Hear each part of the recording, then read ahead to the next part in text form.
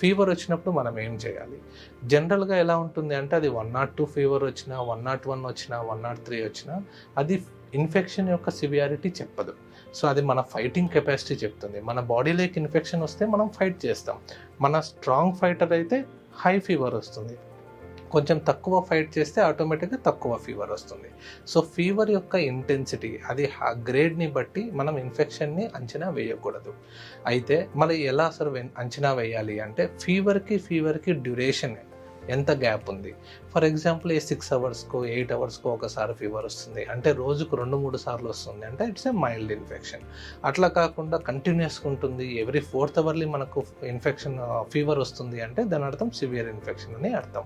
So ఇలాంటి స్టేజెస్లో మనం ఏం చేయాలి అంటే ఒకటి ఫీవర్ తగ్గించుకునే దానికి బాడీ మొత్తం స్పాంజింగ్ చేయాలి. మన పెద్దవాళ్ళు ఏంటంటే ఓన్లీ ఫోర్ హెడ్లో మాత్రమే స్పాంజింగ్ పెడతారు. అలా కాకుండా బాడీ మొత్తం స్పాంజింగ్ చేయాలి. అందులోనూ warm water, normal tap water చల్లగా ఉంటాయి, చల్లని వాటర్ కానీ హాట్ వాటర్తో కానీ చేయకూడదు. నార్మల్ వామ్ వాటర్, గోరువెచ్చని వాటర్తో మనము స్పాంజింగ్ అనేది చేయాల్సి ఉంటుంది. అది బాడీ మొత్తం చేయాల్సి ఉంటుంది. ఫీవర్కి తగ్గ మెడికేషన్, సో యూజువల్గా పారాసెటమాల్ కానీ మనము పారాసెటమాల్ కానీ ఇబుప్రోఫెన్ కానీ మెఫ్టాల్ కానీ సివియారిటీ బట్టి మనము చైల్డ్కి పలానా డోసెస్లో వాడమని చెప్తాము. ఫీవర్ మధ్యలో బేబీ కనుక యాక్టివ్ ఉంది అంటే it shows more that it is a viral infection. So ఫీవర్కి మధ్యలో బేబీ యాక్టివ్గా ఉంటున్నాడు, బాగా మంచిగా తిరుగుతున్నాడు, ఆడుకుంటున్నారు, వాటర్ ఫీడింగ్ బాగుంది, యూరిన్ బాగా పోస్తున్నారు అంటే నథింగ్ టు వరీ, సిమ్టమాటిక్ ట్రీట్మెంటే చేయాలి.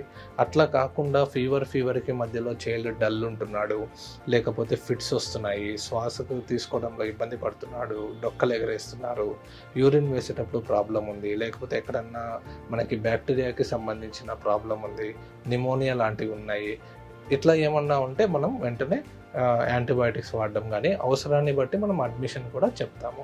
సో మన బాడీలో ఫీవర్ వచ్చినప్పుడు ఒకటి స్పాంజింగ్ చేయడము, 2 పారాసెటమాల్ వాడుకోవడము, అదే ఫీవర్ మెడికేషన్ వాడుకోవడము, 3వది మనం హైడ్రేషన్ మెయింటైన్ చేయడం. హైడ్రేషన్ అంటే ఫీవర్లో ఏమవుతుందంటే మన బాడీలోంచి తేమ శాతం అనేది బయటికి వెళ్ళిపోతుంది. అలాంటప్పుడు మనం రీప్లేస్ చేయాల్సి ఉంటుంది.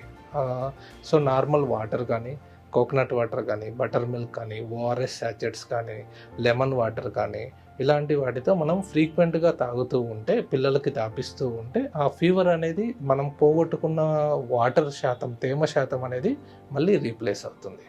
సో ఇవి సిమ్టమాటిక్ ట్రీట్మెంట్. ఎప్పుడు యాంటీబయాటిక్స్ వాడాలి అనేది మీ డాక్టర్ గారు చెప్తారు.